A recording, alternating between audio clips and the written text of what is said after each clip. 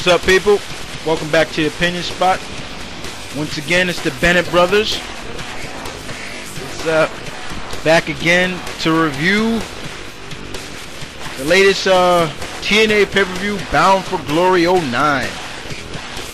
Supposedly this is Sting's last wrestling appearance.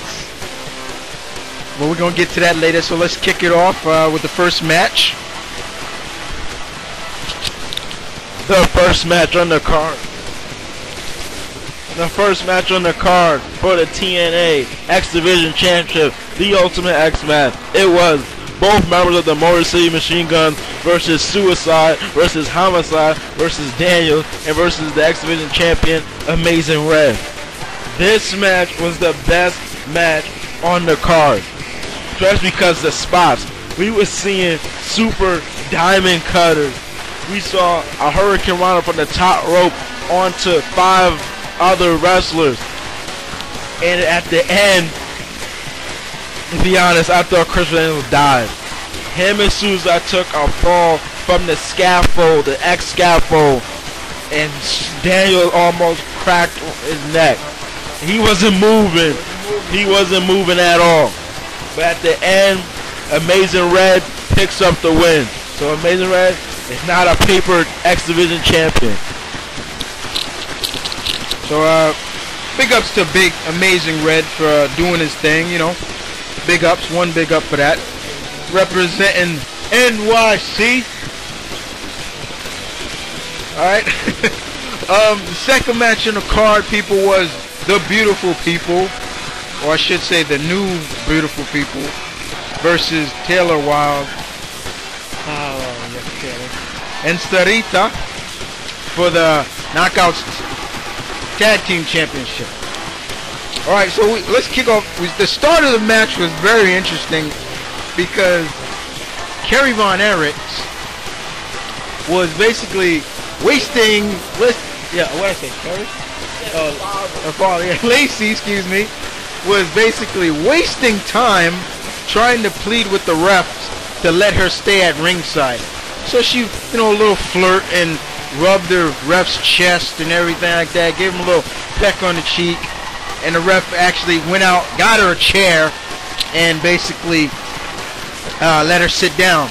All of a sudden, here's Earl Hebner comes in and tells her, no, you gotta go, you gotta go. She was late, so then Lacey comes off, people, and actually does the same thing she did to the first ref, but then takes a little further, wraps her leg around her, and gives him a little smooch. But it didn't matter. Earl was like, you're out of here. So the match finally kicks off. And let's make it short and sweet, people. The match was short, unlike a TNA Knockouts Championship match. Very, very short match. But in the end, Taylor Wilde and them and Sarita keep the belts. But it was just too damn short. The next match on the card was for the TNA Legends Championship, Hernandez Supermax versus the leader of the War Elite, Eric Young, aka Ben Foster, versus the TNA Legends Champion, Kevin Nash. Need to retire? Yes, he does. Okay, this match started off like I knew it would. Like we knew it would. It'd be Eric Young and Kevin Nash just double teaming Hernandez. But Hernandez was still fighting on. But then the ending. The ending was Kevin Nash was going for the jackknife, and when he was about to put Hernandez between his legs, Eric Young rams Hernandez's head into his groin and then pins Kevin Nash. What a stupid ending to end a championship match. So yeah, a belt that don't mean jack. So Eric Young didn't keep his word like we knew he would, and it looks like it's going to be Wardley versus Main Event Mafia. Eric Young now, people, is the new Legends champion. So the fourth match in the card was the Full Metal Mania match. You know, Scott Steiner and Booker T, which was Booker T's last match, actually. versus the British Invasion. You gotta love that music. Beer Money and Team 3D for the TNA Tag Team title and the IGWP Junior Tag Team Championship. So this match was supposed to be a ladder, a full match, right? But it looked more like a tables match. It was a TLC match all over. People was taking bumps, double uranagis through tables, and then all of a sudden, choke slams as well. And that was the move of the night. Everybody mostly did a choke slam. And then all of a sudden, Booker T falls out the ring. My back, my back. And there was your scene right there, people, showing Booker T is leaving TNA. So that was his way of getting him out. But in the end, Brother Devon actually got up the ladder and pulled down the IGWP championship. Even when Rhino was hitting the hell out of him with a chair. So Team 3D has that belt.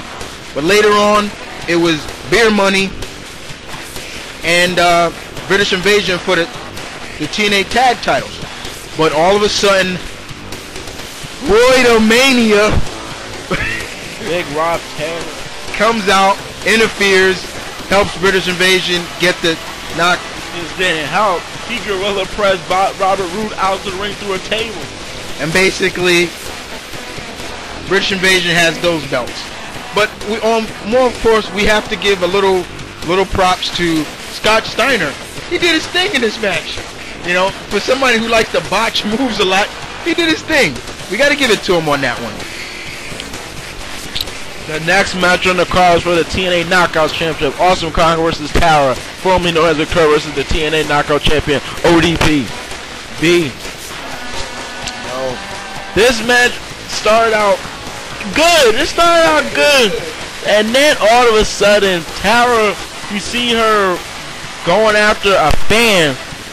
And then she actually walked out to the back. She walked all the way to the back. So, and then she comes back. But then the biggest thing is that ODB lifted up Awesome Kong, put her on her shoulders, and Samoan dropped her. And then not only that, ODB kicked out of Awesome Kong, splashed off the top rope, and kicked out of her implant buster. But in the end, ODB picked up the win because Raisa he comes out, throws the chair for Awesome Kong, but ODB counters a powerbomb and actually face crushes her onto the chair. So, sensing that they're going to get rid of Raisa and just have Cheerleader Melissa as Alyssa Flash. Thank you. So, ODB is still the Knockouts champion. So we give a little big ups to ODB for that one. Everybody's saying that mysterious woman was actually Kim Couture in disguise, because this didn't look planned, people. Tara was like, what the fuck, yo? She actually went after this girl, but, you know, supposedly we don't know who it was. But the next match was on the card was Samoa Joe versus The Boss, Bobby Lashley. MMA versus TNA. In a submission match. 15 minutes for this entire match. And this match started out a lot of countering.